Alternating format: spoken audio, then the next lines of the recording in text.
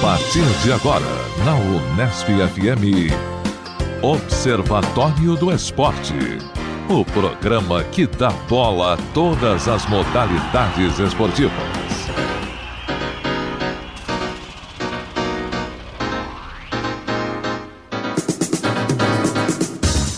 Um abraço para você sintonizado em 105,7 nas ondas da Unesp FM. Hoje é sábado, dia 17 de setembro. O ano é 2016. Eu sou Guilherme Dias e começa agora mais uma edição do Observatório do Esporte. No Observatório, você já sabe, informação e análise dos acontecimentos esportivos da semana. Na reportagem de hoje vamos falar sobre a inclusão do skate como modalidade olímpica. Vamos analisar os prós e os contras e mostrar qual é o cenário, na verdade, do esporte aqui no Brasil. Também vamos falar da cobertura, a mídia, como ela trata essa modalidade e com certeza vai ser um papo muito produtivo, muito proveitoso para falar um pouquinho mais dessa nova modalidade olímpica.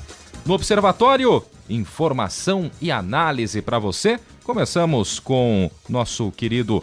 Cadê o Zeca Marques, aliás, hein? Ia chamar o Zeca Marques, mas o Zeca não tá por aqui de novo. Mais um WO. Verdade, não dá nem pra dar uma de William Bonner, que ele separou, né? Onde está Zeca Marques, né?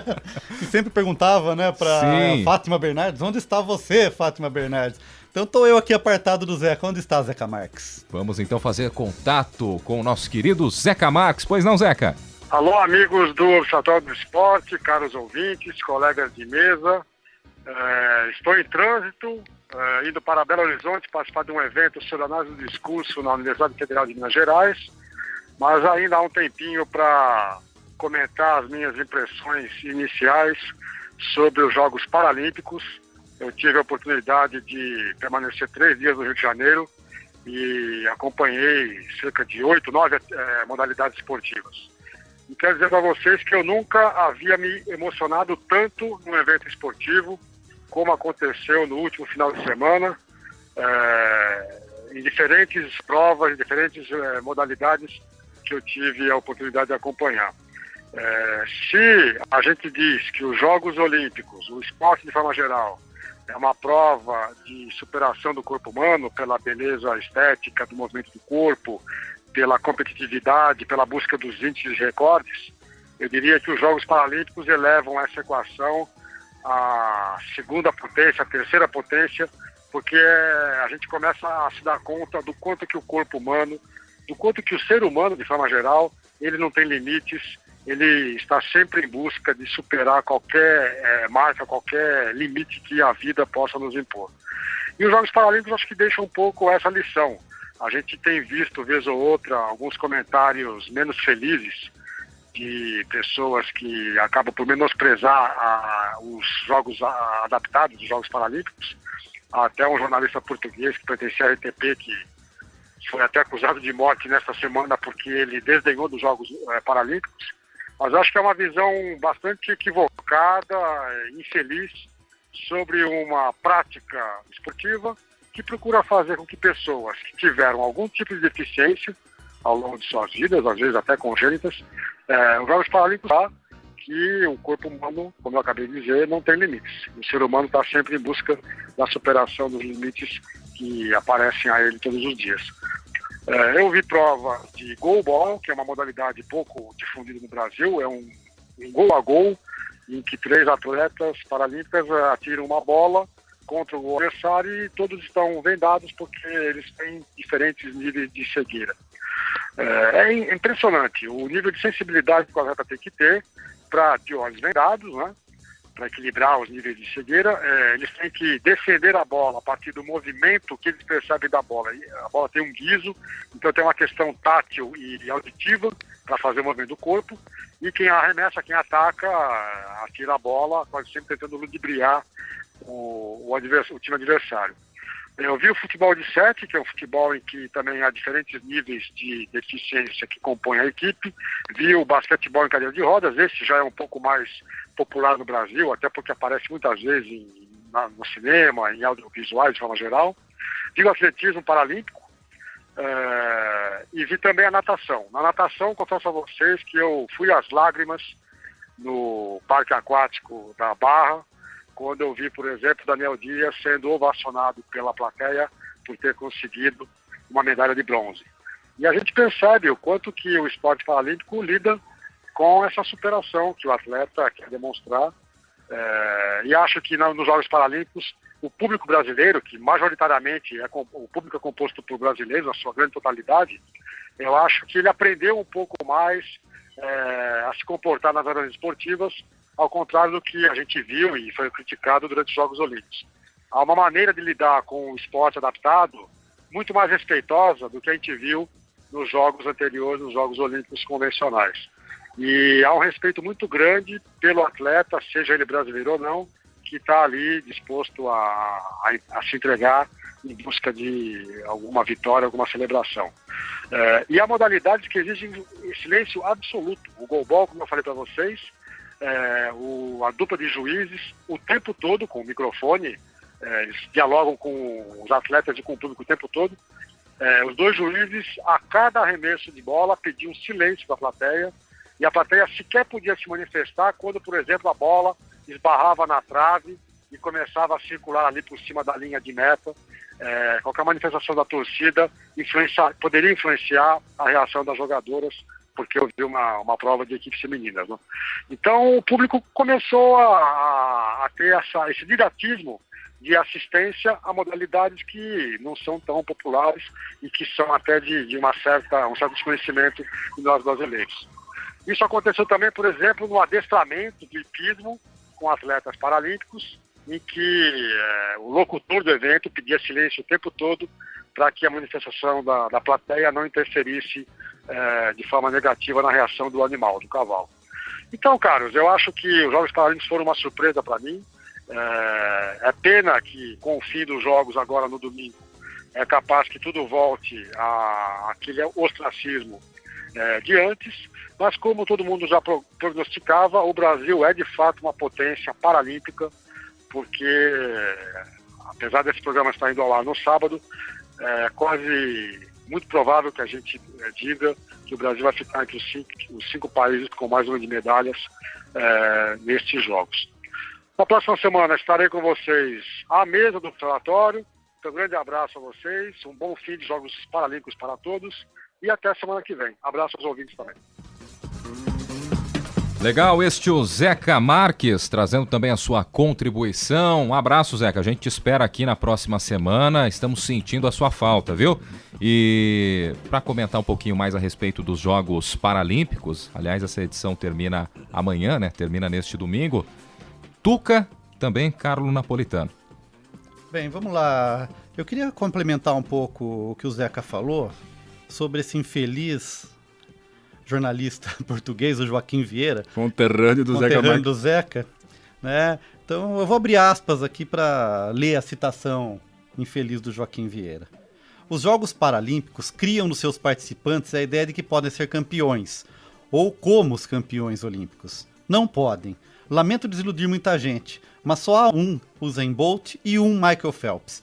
Não existe Usain Bolt nem Michael Phelps dos Paralímpicos, por muito que alguns nos queiram convencer do contrário. Eu acho que esse cidadão está totalmente fora da razão.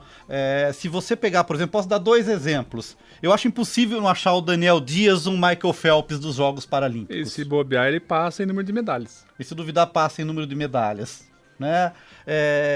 E outro dado mais importante ainda, não sei se vocês acompanharam na cobertura da mídia, o argelino Abdelatif Baca, nos 1.500 metros na corrida no atletismo, categoria T13, o tempo que ele fez, ele ganharia a medalha de ouro nos Jogos Olímpicos, né? Que foi o tempo superior a 1,5 segundos superior do norte-americano Matthew Centrovitz, que o argelino fez 3 minutos 48 e 29. Então, como assim não é um atleta?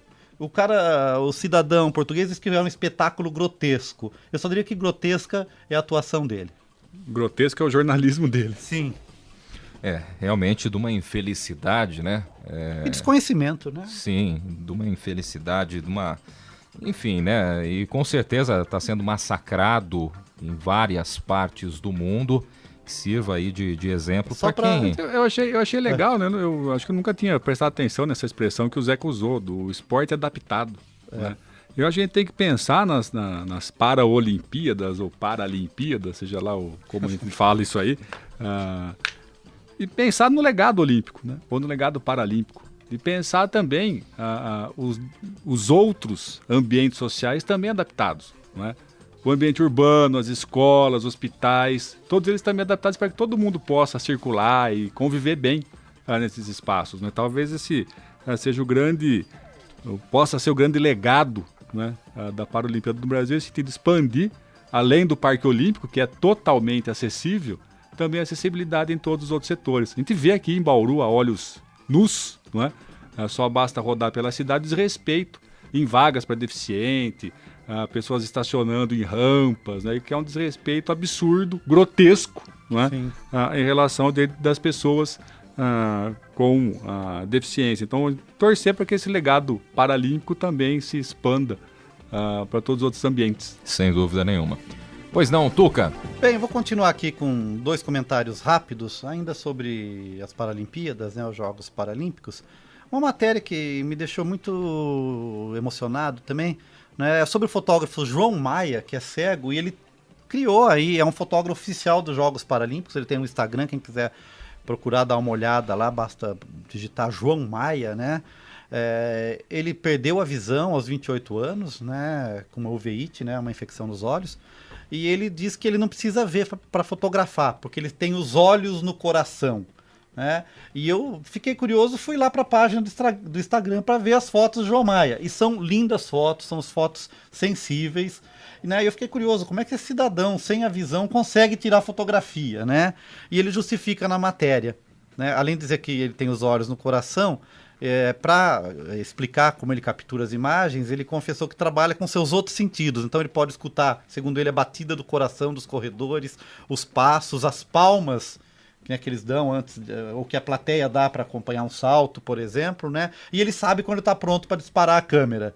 Então, olha só, né? Então, eu acho que é um exemplo, né, de vontade. Não é preciso ter olhos para fotografar. A vontade e o talento basta. Eu aconselho. A sensibilidade que o Zeca mencionou do goalball, que ele desenvolve, né? Outro sentido. A ação do atleta está direcionada pelo guiso que tem dentro da bola. Sim. É uma coisa impressionante. Até tem um jogo com os pés que os atletas têm esse direcionamento. E fica uma pessoa atrás do gol, fazendo barulho também com o guiso, para que eles tenham a ideia de onde tem que chutar. Sim. Então, são outras sensibilidades que eles desenvolvem, né? E bater uma fotografia é uma coisa extraordinária. E eu vi as fotos, são fotos sensíveis, são fotos eu vi a reportagem na televisão. Né? Só pra gente, então, repete o nome dele? João Maia. Pra quem tiver interesse, então, procurar aí no Instagram. João Maia, Jogos Paralímpicos, vai achar lá as fotos desse cidadão. Tá ok? Pra fechar o assunto Paralimpíada, pelo menos não sei se o Carlão vai comentar alguma coisa da Paralimpíada, né? Trouxe um outro assunto. A gente já está aqui caminhando para o final do evento. O nadador inglês Joseph Craig, né? Ele não foi bem classificado e tal, mas quando ele passou lá na zona mista, um repórter perguntou para ele, mas por que você está com esse adesivo da bandeira do Reino Unido no peito? Né? Ele ficou um pouco indignado, falou, isso é notícia velha, eu não vou comentar a respeito. Então eu comento. A questão é a seguinte, no começo do ano, o Joseph Craig foi desclassificado do campeonato europeu, né, que foi realizado na Ilha da Madeira, porque ele não cobriu os aros olímpicos que ele tinha tatuado no peito para competição. E numa competição paralímpica é proibido, porque é considerado propaganda, né? Então eu fico me perguntando aqui, né? Por que, do meu ponto de vista, essa imbecilidade, né? Uma coisa é decorrente do outro, e por interesses mercadológicos, financeiros, você tem que criar uma marca diferente para os Jogos Paralímpicos, né? Então, para o Comitê Paralímpico Internacional, os Jogos Olímpicos são uma coisa. Né? Agora, se ele tatuar o tal dos agitos, que são aqueles 3 traços que a gente vê lá, né, nos Jogos Paralímpicos, quem é que vai reconhecer isso? Né? E eu considero um atleta paralímpico também um atleta olímpico. Exatamente. Dentro da competição dele. Né? Mas, segundo o Comitê Paralímpico Internacional, propaganda no corpo não é permitida. E eu nem considero isso propaganda, nem considero concorrentes, para dizer a verdade, né? Então fica meu repúdio aí, essa besteira promovida pelo comitê. Eu vou falar então uma coisa dos jogos, né? Diga. Tem um primo, ele é cadeirante por uma doença degenerativa desde da infância. Ele participa das Paralimpíadas como voluntário. E ele será representante dos voluntários na cerimônia de encerramento. Que bacana. Manda um abraço para ele. É o Francisco Avelaneda. Mandamos um abraço para Francisco Ele vai Avelaneda. participar como representante dos voluntários na Paralimpíadas no desfile de encerramento. Tá legal. Seria até bacana ouvi-lo, né, em uma outra oportunidade, porque ele teve contato diretamente aí durante esses dias de Paralimpíadas aqui no Brasil, então seria até uma boa, né, para ele trazer para a gente, para os nossos ouvintes, essas impressões que ele teve vivenciando, né, tendo contato direto aí com esse evento que é tão bacana e que termina amanhã, a gente repete mais uma vez, só que com certeza tem um saldo absolutamente positivo. Bem, posso dar um último toque aqui? Vamos lá. Para fechar. E eu tenho um comentário sobre isso, Tuca. Você tem? Então vamos lá. Manchete do UOL. Grupo de mídia dos Estados Unidos compra a Fórmula 1 por 26 bilhões de reais. Né, o que equivale a 8 bilhões de dólares. A empresa comprou, se chama Liberty Media.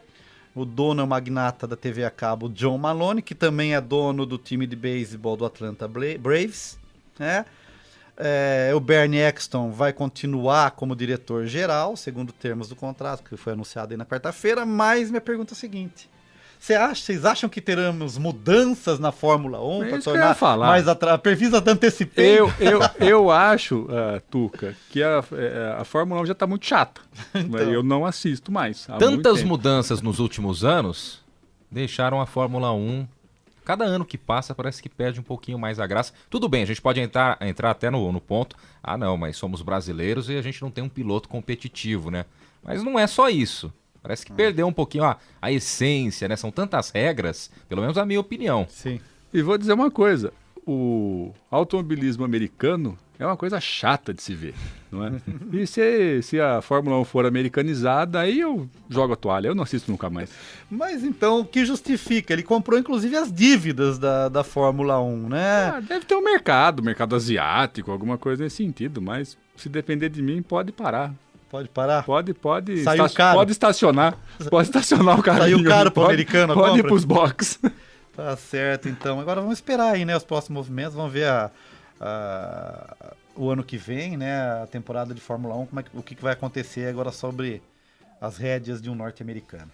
Você está em 105,7 nas ondas da Unesp FM. Este é o Observatório do Esporte. Obrigado pela audiência. Agora vamos com os tópicos do grande Carlão Napolitano. Na verdade é tópico único hoje. Só um? Só um. Então é caprichado, tenho será certeza. Será que um jornalista esportivo isento? Vou falar sobre o Palmeiras.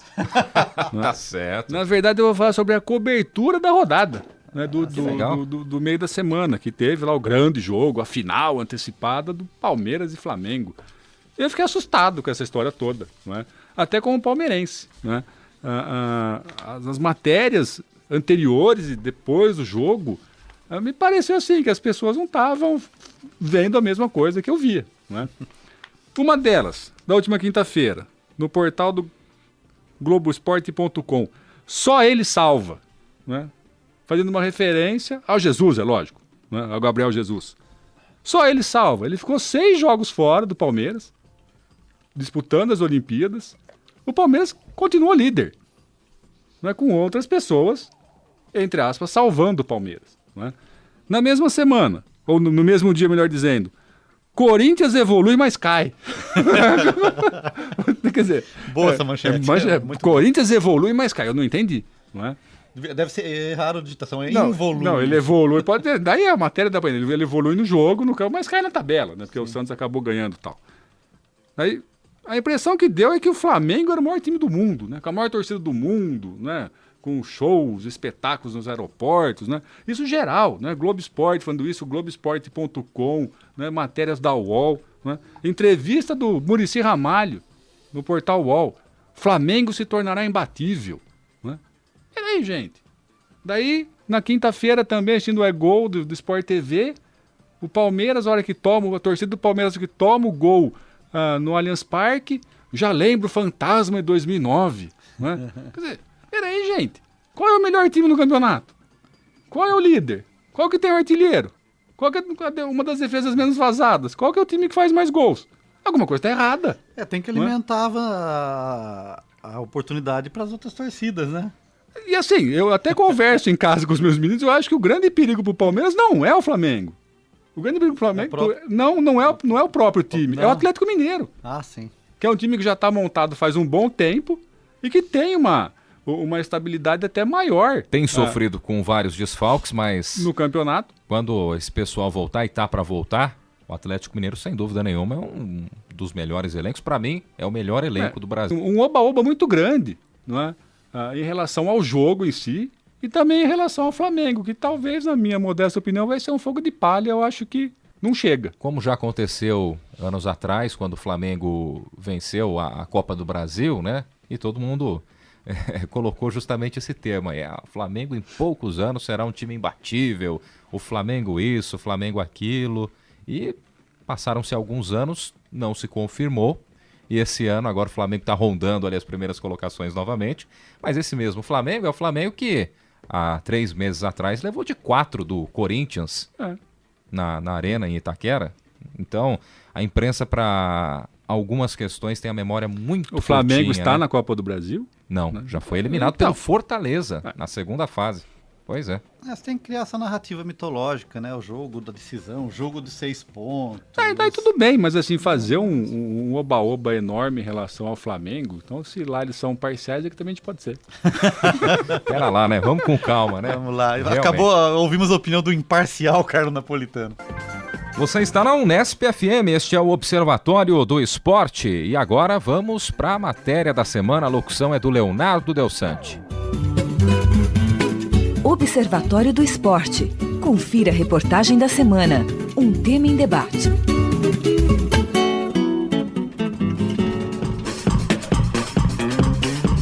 O skate foi criado na década de 1960, em Los Angeles, na Califórnia. O esporte começou com os surfistas que queriam uma atividade para as épocas de seca ou maré baixa. No Brasil, não se sabe ao certo quando e como o esporte começou, mas acredita-se que foi também nos anos 60, trazido por alguns norte-americanos. O verdadeiro boom mesmo foi na década de 70 com o início das competições, mas só na década de 90 que a profissionalização do esporte realmente apareceu no país. Surgem competições, revistas, marcas de roupa, de equipamentos e também Bob Burnquist, que em 97 foi considerado o melhor do mundo. Com o passar dos anos, a modalidade não parou de crescer no Brasil e no mundo. Hoje em dia, o esporte é o 7º mais praticado no Brasil, atrás de futebol, vôlei, tênis de mesa, natação, futsal e capoeira. No último dia 3 de agosto, o Comitê Olímpico Internacional, o COI, oficializou a inclusão do skate junto ao karatê, surf, escalada e beisebol nos Jogos Olímpicos de Tóquio em 2020. As modalidades do esporte que entrarão nas Olimpíadas são o skate park, que é feito em circuitos elaborados com rampas, e o street, que é feito em obstáculos similares ao dia a dia. Entrevistamos o editor do site da Red Bull e membro da Confederação Brasileira de Skate, Marcos Hiroshi. Ele falou um pouco sobre esse processo que durou mais de 10 anos. O problema maior é ter federações e confederações em todos os países que pretendem entrar. Então, o Brasil é um dos poucos países que já tinha uma confederação, né? Então, a maioria dos países não tem uma organização forte desse tipo nacional de representatividade. Isso foi um processo que foram trabalhando ao longo do tempo, e tanto que quem cuidou da entrada do skate para as Olimpíadas foi uma federação de patins, na verdade, que fez esse intermédio. Então, o skate nem isso ainda tinha, então teve que entrar junto com outros esportes, né, para ter todos os pré-requisitos que as Olimpíadas exigem. Nos campeonatos de skate pelo mundo, a subjetividade é o que tomava conta quando eram dadas as notas. Não se sabe ainda ao certo como isso será feito nos Jogos Olímpicos, como comenta Marcos. Provavelmente vai ter alguma coisa, vai ter movimentos obrigatórios, sei lá, sabe, esse tipo de coisa. Então, esse tipo de padronização que o pessoal do skatecore é contra, né? Porque o skate, a coisa boa, a diversão dele é de você ter a sua particularidade em cima do skate, né? E não ser todo mundo parecido. O mais legal é ser cada um ter seu estilo diferente. Então, fica difícil você juntar todas essas pessoas que têm qualidades e estilos diferentes numa mesma área e julgar todo mundo de forma igual, e que dentro do skate a galera nunca viu com bons olhos. A inclusão do esporte nos Jogos Olímpicos tem dividido opiniões entre os praticantes. O skate não surgiu como um esporte de alto rendimento, mas sim como uma diversão. Com o passar dos anos, ele acabou se tornando um estilo de vida, com sua filosofia, música, cultura e formas de se vestir próprias. Isso é algo que vem trazendo muitas dúvidas também, pois em competições olímpicas os atletas usam uniformes. Entrevistamos a campeã brasileira da modalidade vertical, jornalista e também colunista do portal da Red Bull, Thaís Gazarra.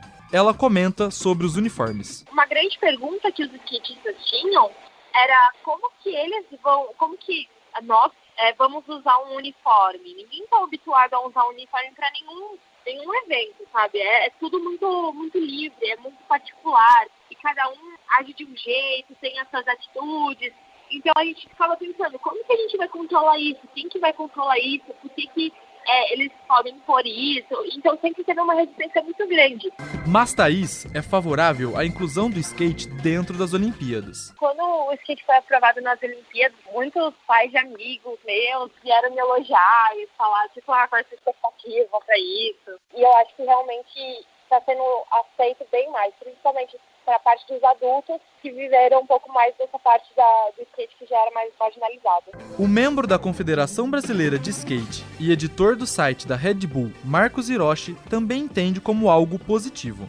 Mas ressalta que quem ganha mais com isso são os próprios Jogos Olímpicos. Vai ser muito bom para o skate, mas para as Olimpíadas vai ser muito melhor. É até o motivo deles estarem incluindo esse tipo de esporte, né, esses novos esportes. Pelo público mesmo, que eles querem atrair esse público jovem que já não está acompanhando tanto mais as Olimpíadas, por não ter os esportes que eles estão habituados a ver no dia a dia. Então, por isso que eles trouxeram o surf, o skate, que eles querem trazer toda essa leva desse público jovem que pratica e que gosta desse esporte no mundo, que são milhões de pessoas, que eles já têm consciência disso. Então, não foi à toa que eles escolheram esses esportes. Então, foi por ter uma grande massa por trás deles, na verdade. As Olimpíadas têm mais a ganhar do que o próprio skate, mas vai ser uma coisa positiva para o skate também. Para o Brasil, o skate é mais um esporte com condições de medalha. Desde os anos 90, nomes como Sandro Dias, Bob Burnquist e Karen Jones estão conquistando o mundo e também troféus. Também ajudaram a popularizar o estilo de vida e servir de exemplo para os mais jovens. A campeã brasileira na modalidade vertical, Thaís Gazarra, fala sobre o cenário atual brasileiro. Em 2012, por aí 2013, teve uma participação de muitos jovens de skate. Isso varia um pouco de ano, mas a gente sente que esse ano não teve entrada de muitos participantes e que o mercado realmente deu uma certa estagnada, então a gente vê que a cena não está tão fortalecida, mas que realmente tem muitos participantes ainda, pessoas ativas, e o skatista não deixa de andar ou não desiste da modalidade do esporte por fatores econômicos. E sim, o amor que o skatista tem pelo esporte é muito grande, então a cena sempre vai continuar forte, porém, quando a economia permite, ela fortalece ainda mais. O problema é que as mulheres ainda sofrem preconceito dentro da modalidade.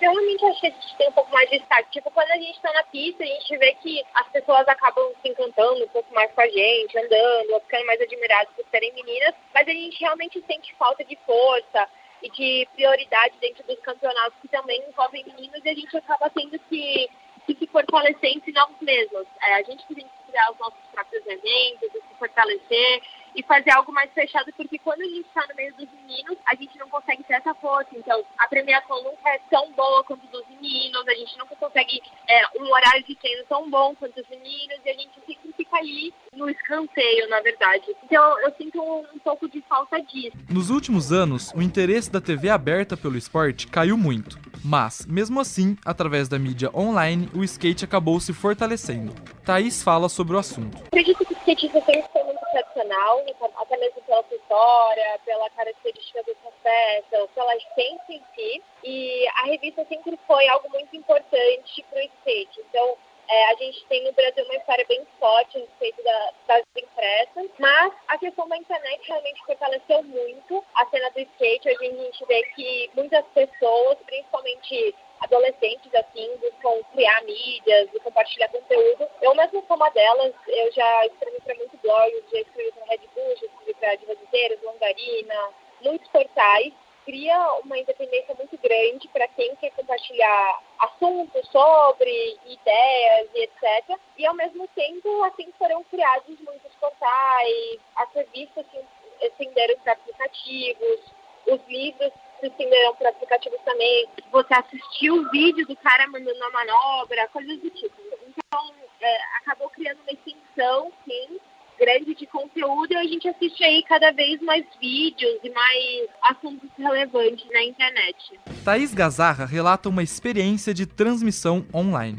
Eu participei de um campeonato mundial lá na pista da Vans, na Califórnia, no começo desse ano, e a única forma que a gente tinha de transmissão era uma amiga nossa da Califórnia, ela não é da Califórnia não, mas ela é americana, e ela estava transmitindo o campeonato e meus pais estavam assistindo aqui no Brasil, e essa foi a ferramenta que a gente conseguiu usar para o momento, mas cria sim uma facilidade e uma forma de criar conteúdo cada vez mais. O editor do portal da Red Bull, Marcos Hiroshi, também ressalta a importância da internet na propagação do skate. Hoje em dia, os esportes agora estão tendo uma visibilidade bem maior, não só por causa da internet, de redes sociais, mas também por estar sendo televisionado em canais, ser transmitido ao vivo em canais em canais a cabo, canais de esporte, e por tendo essa transmissão também via internet. Então, todo mundo tem acesso à informação a última notícia do skate, ou o campeonato mais conceituado. Então, todo mundo tem acesso a poder assistir isso. Então, acho que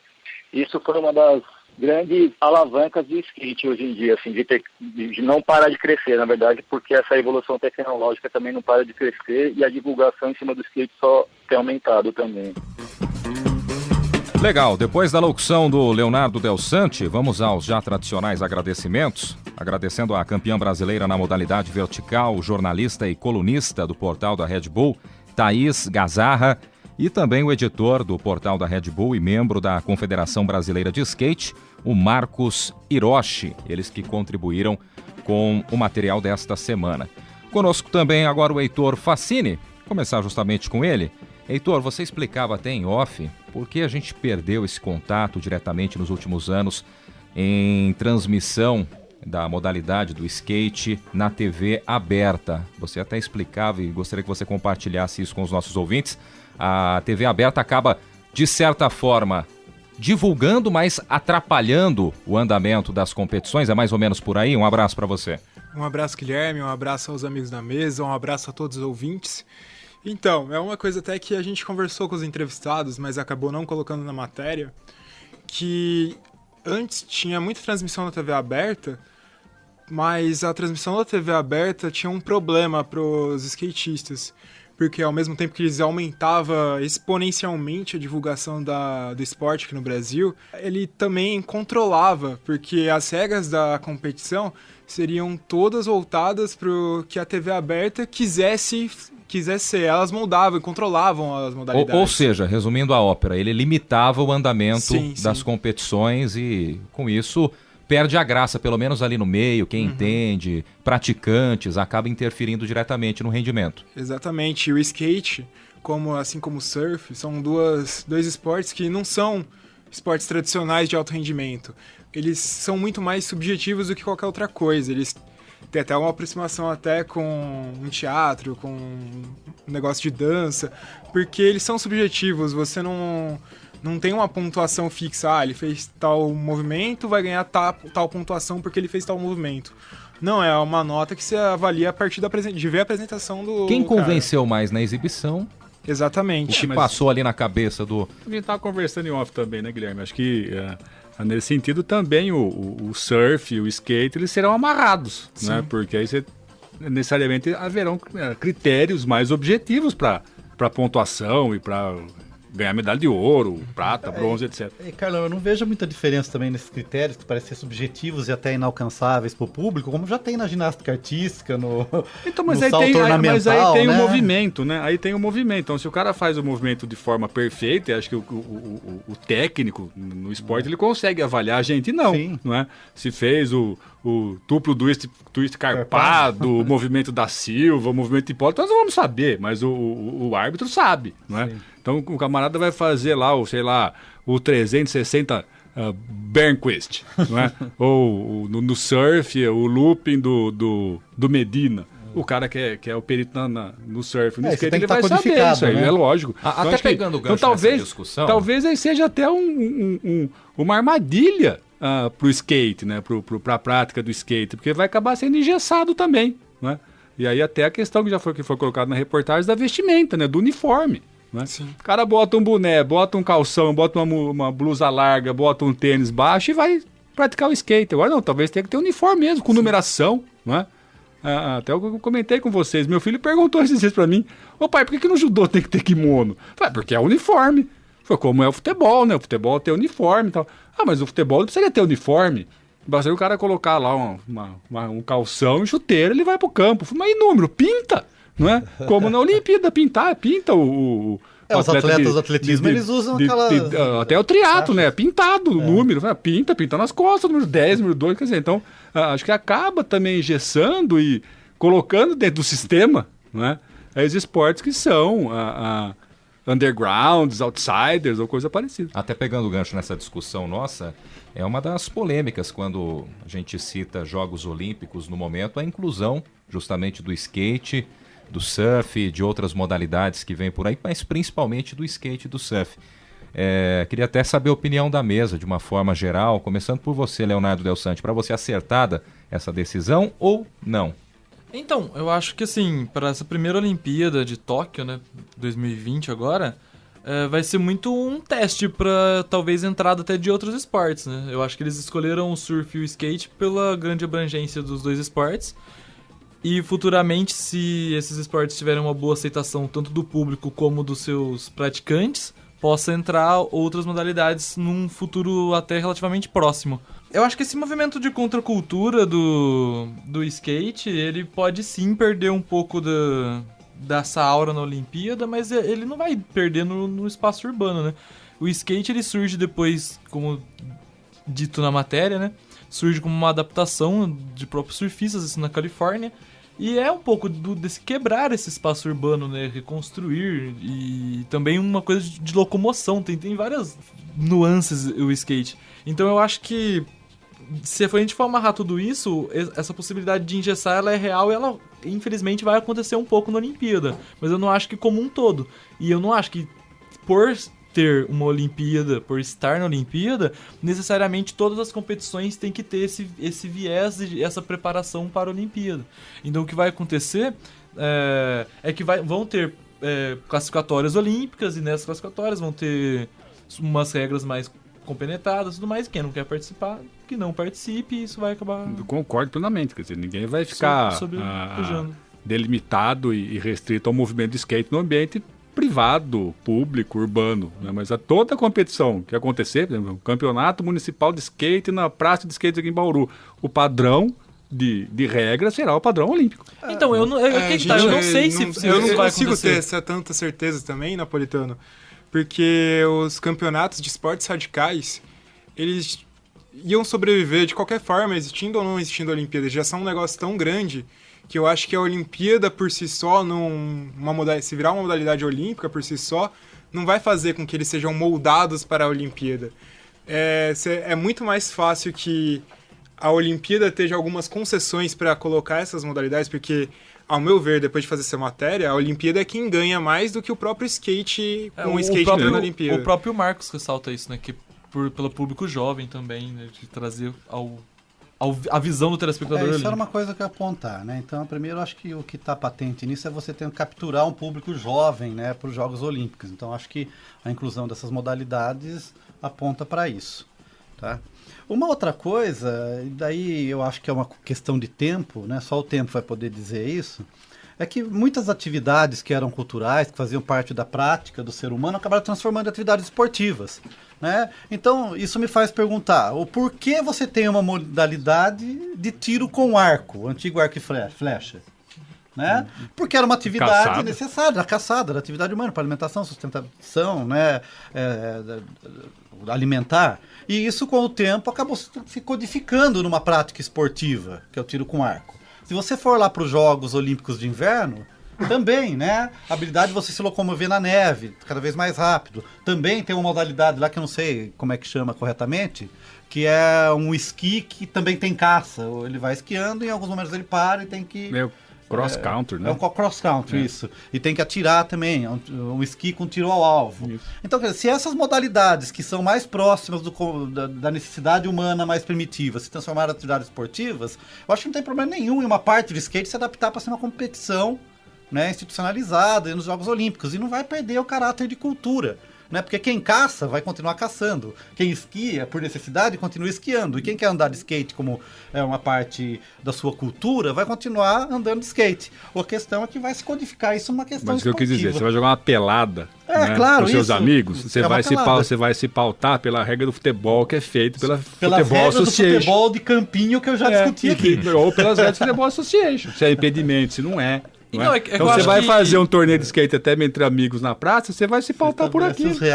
Eu acho que o negócio é que o skate já tem muito bem institucionalizado como são feitas as competições. Por exemplo, tem o caso do X Games. X Games é uma competição. A pelada era a mesma coisa. Então eu acho que cabe a quem responde pelo skate como instituição falar, nós vamos para os Jogos Olímpicos, mas queremos garantir que as regras sejam essas. Então, o que eu ia falar isso há muito tempo é que se você for ver, o skate, na minha opinião, ele vai ter algumas adaptações, isso apenas em competições pré-olímpicas, em eliminatórias, mas não nas competições já existentes. Então eu acho que o que vai acontecer é que vão criar alguns outros espaços para ter esses pré-olímpicos e tudo mais, e aí sim esses atletas vão escolher, mas a competição como um todo, o X Games e competições nacionais, elas não, eu acho que elas não vão ter essa mudança tão radical para a Olimpíada, porque eu acho que aí teriam os campeonatos para a Olimpíada. Na mesma linha, mas é tudo achismo. O Fleury passou uma cola aqui, o ciclismo e mountain bike é no mesmo sentido, quer dizer, as pessoas bicicletam na rua. E a questão também das regras, vamos pensar assim, a gente tem 2 basquetes.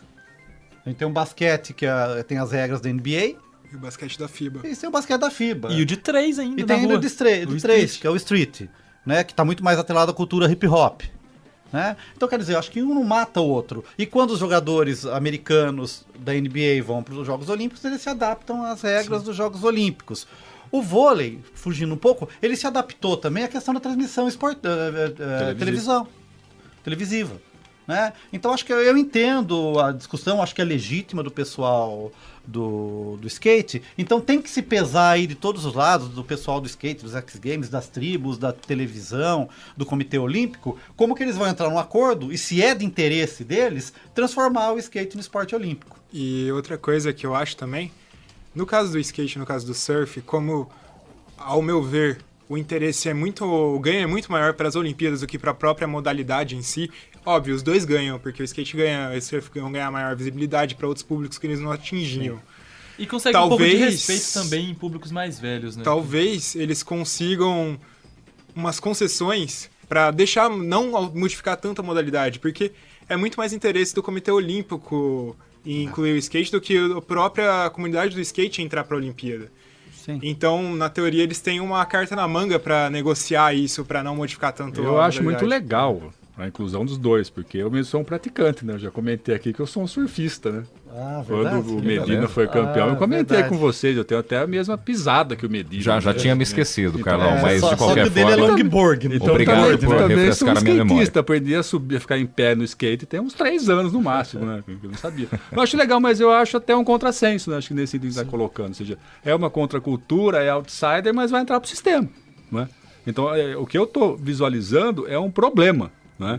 E eu acredito mesmo que isso vai acontecer. Então, talvez isso ingesse a própria estrutura do... Até por isso tem muitas pessoas de dentro dos dois esportes que são contrárias, né? E muita gente que é a favor. Então acho que esse debate ele vai permanecer até que aconteça a primeira Olimpíada com os dois, que é Tóquio 2020. Um outro ponto que eu gostaria de ressaltar, que isso também é um grande atrativo, tanto para a Olimpíada, é a beleza visual dos dois esportes, né?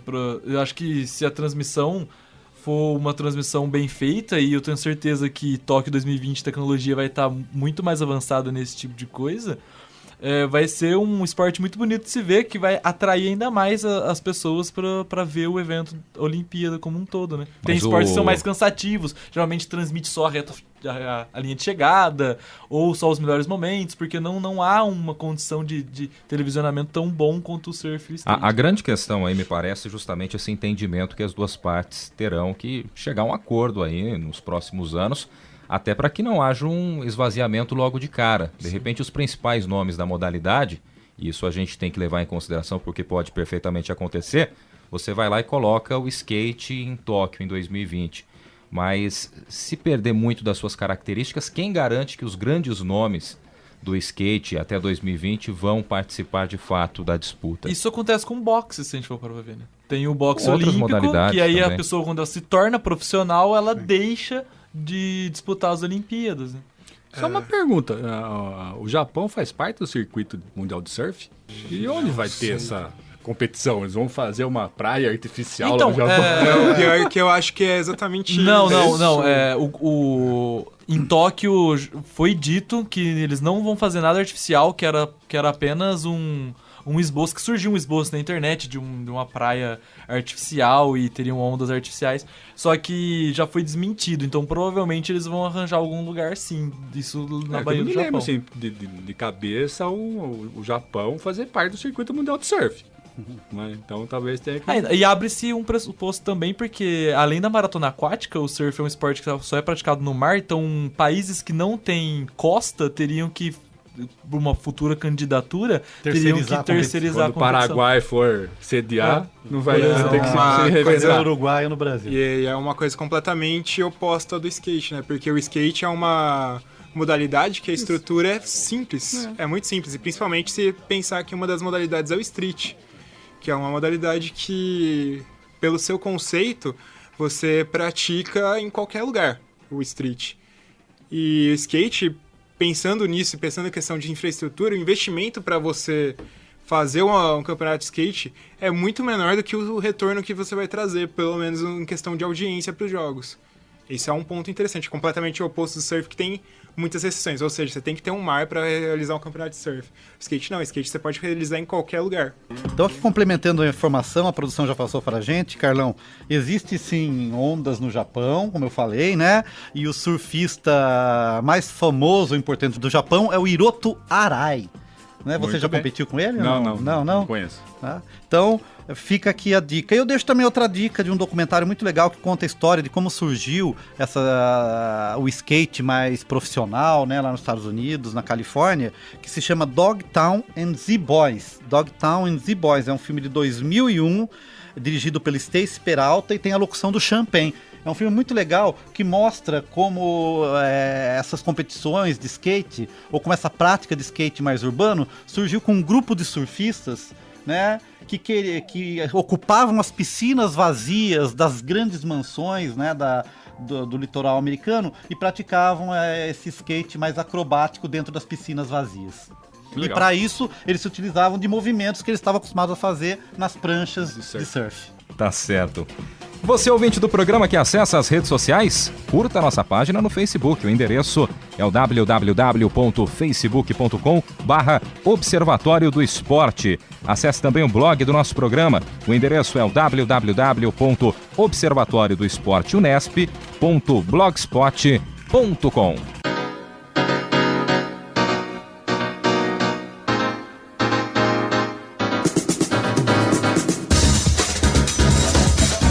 O Observatório do Esporte deste sábado vai ficando por aqui. Teve locução de Guilherme Dias, comentários de Tuca Américo e Carlo Napolitano, equipe de reportagem Heitor Facini, Leonardo Guerino, Isaac Toledo, Gabriela Brizotti, Adriele Silva e Leonardo Del Sante. Direção de Fábio Fleury, trabalhos técnicos, produção aí do Paulo Pepa. O Observatório do Esporte é um braço de extensão do GCF, Grupo de Estudos sobre Comunicação, Esporte e Futebol da Unesp. Para você, um grande abraço, obrigado pelo carinho da audiência e até a próxima semana. Observatório do Esporte, informação além das quatro linhas.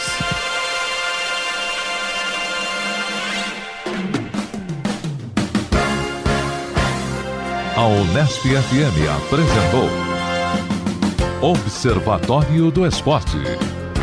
O programa que dá bola a todas as modalidades esportivas.